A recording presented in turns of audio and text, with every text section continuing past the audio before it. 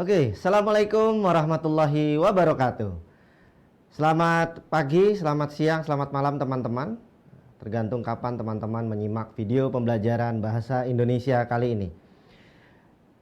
Hari ini saya akan memberikan materi pertemuan ke-11, yaitu tentang kiat menulis surat resmi.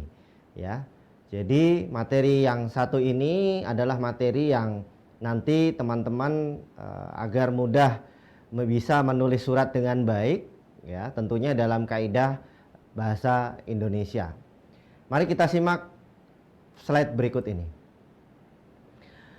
Silabus yang akan saya berikan dalam materi teknik penulisan surat resmi adalah bagaimana teman-teman memahami karakteristik surat resmi, ya. Kemudian bagaimana memahami penyusunan surat resmi dan memahami laras bahasa dalam penulisan surat resmi. Bahan-bahan yang harus digunakan dalam penulisan surat resmi adalah karakteristik, ya, yang pertama. Kemudian bagaimana penyusunannya, selanjutnya laras bahasa yang digunakan dalam penulisan surat. Karakteristik surat resmi, ya, yang pertama adalah bagaimana fungsi dan kriteria surat tersebut, kemudian bagaimana kita penggolongan surat tersebut, kemudian jenis surat dan bentuk suratnya. Ya. Dari 4 ini adalah karakteristik dari sebuah surat. Ya. Yang pertama adalah fungsi dan kriteria surat tersebut seperti apa sih? Ya, yang pertama adalah surat itu berfungsi sebagai alat komunikasi. Ya. Alat komunikasi antar orang lain, ya. Bagaimana kita sebagai penulis surat mengirimkan surat kepada tujuan surat kita, ya, itu sebagai komunikasi. Kemudian bukti tertulis, ya. Surat itu sebagai bukti tertulis, misalnya kita membuat sebuah perjanjian, ya, kepada orang lain atau ke beberapa pihak, tentunya harus ada bukti tertulis, ya, dengan surat itu, ya.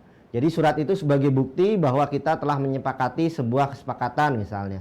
Jadi itu ada sebuah surat.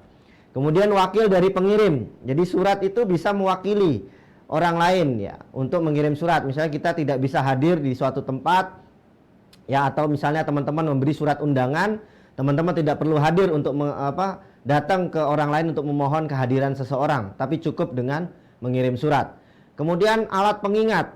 Ya, surat itu juga sebagai pengingat, entah itu kita menyimpan surat lama, ya, surat zaman dahulu atau surat cinta misalnya, atau kartu pos yang pernah dikirimkan oleh teman kita, ya, keluarga kita, itu sebagai pengingat. Kemudian pedoman kerja. Nah, surat itu juga mempunyai fungsi sebagai pedoman kerja yang mana ketika kita melakukan sebuah pekerjaan ada surat tugas, ya, atau surat keterangan, ya, atau surat keputusan sehingga kita bisa bekerja, sehingga ada pedoman-pedoman yang bisa kita pahami. Selanjutnya kriteria surat itu biasanya kriterianya itu adalah pesannya jelas, ya. Ada tujuan yang tegas, strukturnya logis, kemudian isinya ringkas, informasinya lengkap, tata letaknya menarik, bahasa yang digunakan juga santun dan perhitungannya tepat. Dalam penulisan surat ada kita memiliki dasar-dasar surat, ya. Ya, antara lain yaitu jenis surat, ya, jenis suratnya, ya.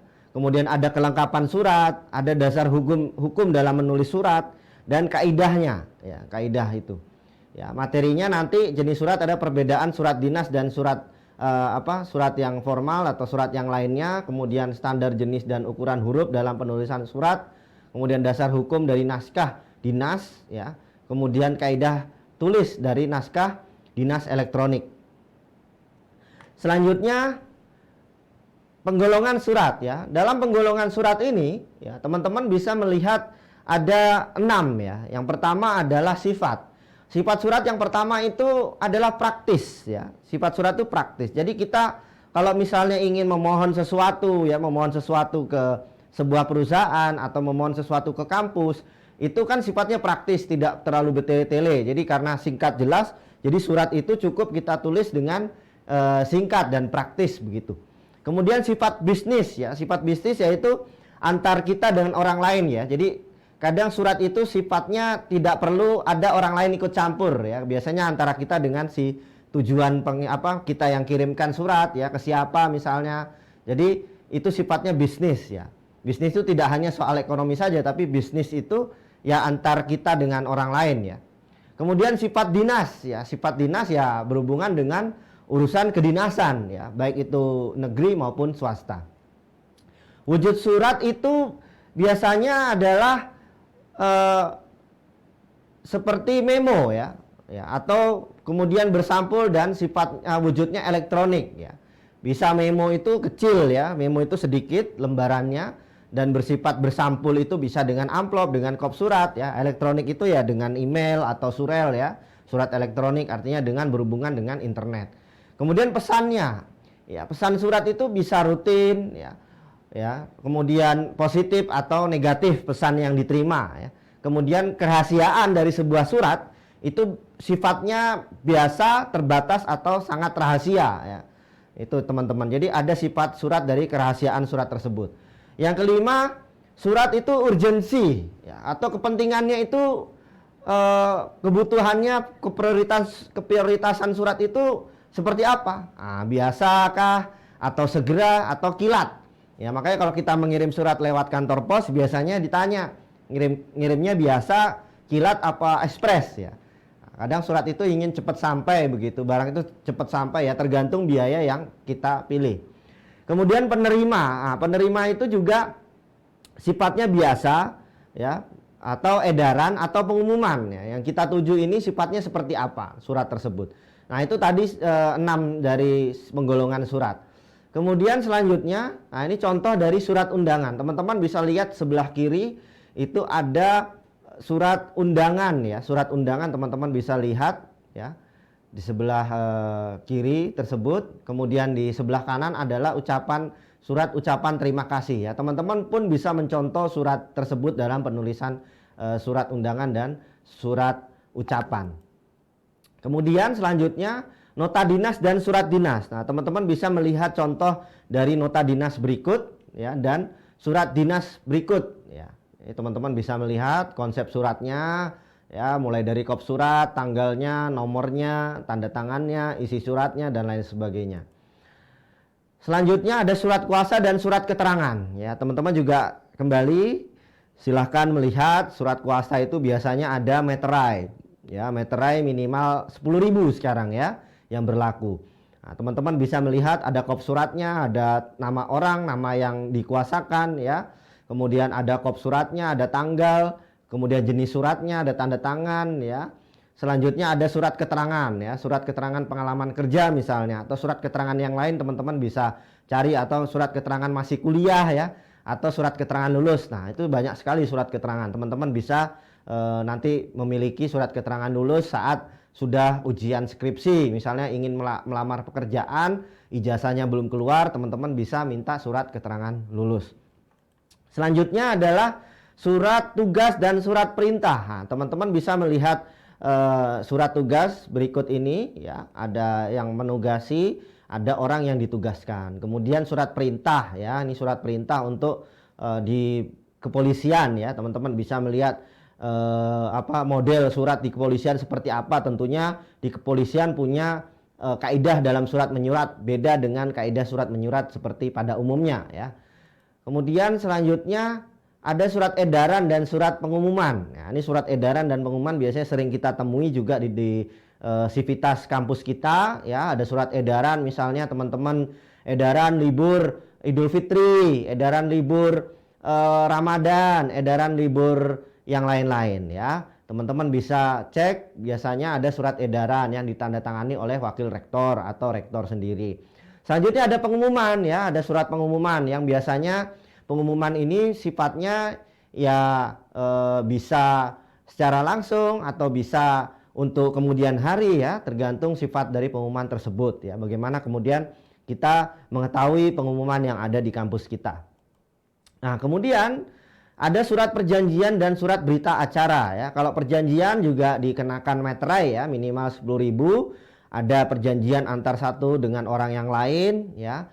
Perjanjian itu apapun ya, bisa sewa tanah, bisa perjanjian sewa mobil ya, perjanjian yang lain sebagainya. Nah, kemudian ada berita acara. Berita acara ini bisa berita acara ujian itu juga ada ya. Kemudian berita acara musyawarah dari sebuah organisasi dan banyak yang lain sebagainya. Nah, itu teman-teman bisa contoh. Selanjutnya ada contoh surat keputusan ya. Surat keputusan ini biasanya surat yang untuk melegalkan sebuah organisasi atau surat keputusan untuk penunjukan tugas yang sifatnya legal dan segala macamnya ya. Jadi tergantung sifat-sifatnya ya, tergantung bagaimana kita mendapatkan surat keputusan itu seperti apa. Misalnya surat keputusan bahwa pengangkatan rektor, surat keputusan misalnya ada penghentian jabatan lain sebagainya. Ini teman-teman bisa contoh dari surat tersebut. Selanjutnya ada penyusunan surat ya. Yang pertama adalah struktur surat. Bagaimana struktur surat kita bisa gunakan. Misalnya ada bagian suratnya, kemudian ada pengisian singkatan. Selanjutnya struktur surat. Bagaimana sih struktur surat itu? Ya, ada bagian awal, bagian tengah, dan bagian akhir ya. Untuk bagian awal itu ada kop surat ya. Teman-teman tadi bisa lihat contoh surat yang sudah saya tampilkan sebelumnya ya. Ada tanggal surat, ada keterangannya, ada perihalnya, itu apa, tujuan suratnya apa. Kemudian bagian tengah itu biasanya ada pembuka surat ya, isi suratnya ya. Kemudian bagaimana penutup surat. Pembuka surat biasanya assalamualaikum atau dengan hormat. Isi surat ya tujuan dari surat tersebut ya. Kemudian penutup surat, demikian surat ini kami kirimkan, biasanya seperti itu. Kemudian bagian akhir itu biasanya ada tanda tangan, ada tembusan, ada inisial si pembuat, ada stempel dan lain sebagainya. Kemudian di bagian awal surat itu biasanya ada kop ya, ada kop, logo, tanggal, keterangan, nomor surat, klasifikasi surat, dan lampiran ya. Itu teman-teman bisa lihat contoh-contohnya di sebelah kanan ya, itu ada catatannya. Kemudian selanjutnya bagian awal surat yang lain adalah ada hal ya, ada tujuan dari surat tersebut, ada salam pembuka. Selanjutnya teman-teman bagian tengah ya, bagian tengah tadi ada pembuka ya, dalam rangka, kemudian untuk menindaklanjuti dengan ini, bersama ini, ada penutup, demikian undangan ini kami sampaikan, begitu tulisannya. Atas perhatian kerjasamanya kami ucapkan terima kasih dan seterusnya. Ada zona waktu teman-teman. Zona waktu itu ya tergantung kapan dan di mana kita menulis surat tersebut. Misalnya kita tinggal di Jogja ya kita tulisnya ya di Yogyakarta. Kita tinggal di Jakarta kita tulisnya tinggal di Jakarta. Penulis misalnya siapa yang menulis surat tersebut ya. Contohnya bisa teman-teman lihat dalam catatan berikut. Dan notabene atau NB biasanya. Selanjutnya di bagian akhir teman-teman biasanya ada penulisan tanda tangan ya, tanda tangan, kemudian ada stempel ya, ada paraf. Paraf itu biasanya kecil ya, lebih kecil daripada tanda tangan. Kemudian tembusan, kira-kira surat itu ditembuskan kepada siapa dan inisial si pembuat surat. Nah, teman-teman bisa cek kembali tadi contoh yang sudah saya berikan dalam materi sebelumnya tentang contoh-contoh surat yang saya lampirkan. Selanjutnya singkatan dalam surat menyurat, tentunya ada tujuan. Biasanya yang terhormat YTH ya, selalu di awal surat biasanya ada itu. Kemudian untuk perhatian misalnya atau ceki. Misalnya teman-teman menulis surat kepada Rektor Universitas Aisyah, ceki Kaprodi Ilmu Komunikasi misalnya. Atau kepada yang terhormat Kementerian Pendidikan dan Kebudayaan, ceki Dirjen Kebudayaan gitu. Bisa seperti itu. Kemudian tanda tangan, biasanya tanda tangan itu atas nama, kalau misalnya orangnya tidak tanda tangan langsung, boleh juga untuk beliau. Kemudian badan surat biasanya ada NB, kemudian dan lain-lain dan lain sebagainya.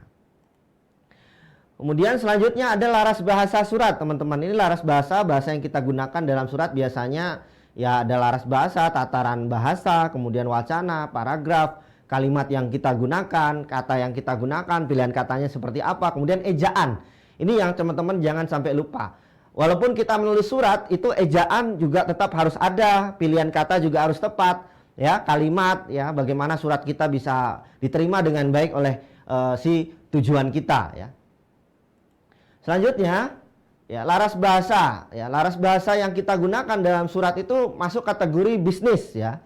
Kategori bisnis artinya contoh tulisan itu surat, laporan atau prosedur gitu ya. Itu teman-teman bisa menggunakan itu. Kemudian contoh lisannya ya presentasi atau rapat, itu biasanya sedikit formal. Nah, kemudian paragraf dan kalimat yang digunakan itu ukurannya sedang ya, artinya kategorinya sedang. Kemudian pilihan kata, nah itu bisa baku dan teknis ya pilihan katanya. Kemudian ejaan itu tertib teman-teman ya, tertib banget. Jadi ejaan jangan sampai kita keliru. Ada tanda baca ya, ada garis miring, ada cetak miring, huruf tebal itu juga kita selalu gunakan ya. Kalau melihat teman-teman bagian ini semakin ke kanan ya kaku, semakin ke kiri itu lentur ya. Nanti teman-teman bisa bayangkan sendiri bagaimana kita menulis sastra ya, tentunya lebih luas bahasanya, lebih kreatif gitu. Beda dengan kalau kita menulis bisnis, kemudian ilmiah, bahkan bahasa hukum, undang-undang itu sangat kaku teman-teman ya. Selanjutnya tataran bahasa ya, tataran bahasa yang digunakan tentunya bagaimana kita membuat wacana itu secara lengkap ya, wacana yang kita gunakan dalam penulisan surat. Tentunya tujuan surat kita apa, tentunya teman-teman bisa melihat dari tataran bahasa kita ya, mulai dari ejaan kita bagaimana sudah tepat atau belum, pilihan katanya sudah tepat, kalimat yang kita gunakan apa sudah betul, kemudian paragrafnya baru wacana dari surat tersebut. Selanjutnya teman-teman, paragraf ya, ini contoh ya, biasanya pembukanya seperti ini ya, teman-teman bisa lihat, kemudian isinya ya, teman-teman bisa contoh seperti itu, penutupnya ya, teman-teman bisa baca. Ya, ini contoh dari penulisan surat ya, bisa di teman-teman baca, nanti dalam penulisan surat teman-teman bisa terapkan. Selanjutnya, nah ini penulisan kalimat nih teman-teman. Misalnya dalam penulisan surat ada oleh karena itu bersama surat ini kami mengundang Bapak untuk menjadi narasumber pada gelar wicara yang bertopik merawat bahasa kita. Nah, teman-teman bisa lihat di situ. Oleh karena itu kategorinya apa? Ya, kategorinya adalah konjungsi ya, kategorinya konjungsi. Kemudian bersama surat ini itu anak kalimat ya. Kemudian kami mengundang, kami itu induk kalimat ya, induk kalimat. Mengundang itu predikat, Bapak itu objek ya, untuk menjadi narasumber ya. Untuk menjadi narasumber itu adalah pelengkap ya, objek pelengkap. Pada gelar wicara yang bertopik itu adalah keterangan teman-teman ya. Jadi seperti itu, kami itu subjek. Jadi teman-teman bisa lihat bagian tersebut. Nah ini dari segi bagaimana kita menulis kalimat itu sudah jelas dalam penulisan surat ya. Selanjutnya tentang pemilihan kata ya, tentunya kalau kita flashback lagi, kembali lagi ke materi kita tentang pilihan kata di pertemuan kelima ya kalau tidak salah. Dan kata itu ada ketepatan, yaitu jangan sampai keliru teman-teman. Ada keserasian, kemudian kecermatan kita dalam pemilihan kata ya. Ini jangan sampai juga kita keliru dalam penulisan surat. Nah, teman-teman bisa lihat komponen-komponen yang digunakan, kemudian contoh-contohnya ya dalam penulisan surat. Selanjutnya ada ketertiban ejaan. Nah, ini yang saya kira penting dan perlu teman-teman pahami ya. Dalam penulisan ejaan itu juga harus tertib, bagaimana hurufnya, kapitalnya, miringnya, tebalnya ya kan. Kata, berimbuhan, bentuk terikat ya, majemuk, numeralia, preposisi, partikel itu juga jangan sampai keliru. Tanda baca ini juga sangat penting ya. Tanda titik, tanda koma ya, itu juga harus kita perhatikan. Tanda hubung, angka, dan garis miring. Kalau misalnya tanda titik ya, nanti teman-teman silahkan buka kembali buku Pedoman Umum Ejaan Bahasa Indonesia. Di situ ada jelas ya bagaimana kita menulis surat dengan baik untuk pedomannya. Kemudian ringkasan dari materi penulisan surat ini adalah yang pertama tentunya teman-teman harus memahami karakteristik dari surat tersebut ya. Ada fungsi dan kriteria. Kemudian penggolongan surat dan jenis dan bentuk surat. Kemudian bagaimana menyusun surat tersebut, tentunya harus ada struktur, bagian awal, bagian tengah, bagian akhir, dan singkatan-singkatan yang digunakan. Kemudian laras bahasanya, tentunya ada wacana ya, paragrafnya, bagaimana kalimatnya, kata, dan tentunya ejaan yang teman-teman harus banyak perhatikan. Saya kira itu saja materi tentang teknik penulisan akademis yang kemudian penulisan surat ya, teknik penulisan surat secara akademis yang tentunya nanti teman-teman bisa terapkan dalam kehidupan sehari-hari ya. Penulisan surat ini ya, bagaimana teman-teman membuat surat izin sakit, izin untuk tidak ikut kuliah karena mengikuti sebuah kegiatan dari kampus ya. Bagaimana teman-teman membuat sebuah surat lamaran kerja ya. Bagaimana kemudian teman-teman membuat surat keterangan yang lain sebagainya. Ya, ini saya kira penting ya untuk kita pelajari karena materi yang ada di dalam buku PUEB tentunya sangat bermanfaat buat Anda semua dalam penulisan surat ini. Terima kasih bagi teman-teman yang sudah menyimak video saya kali ini. Semoga bermanfaat Nun wal qalami wa ma yasturun. Assalamualaikum warahmatullahi wabarakatuh.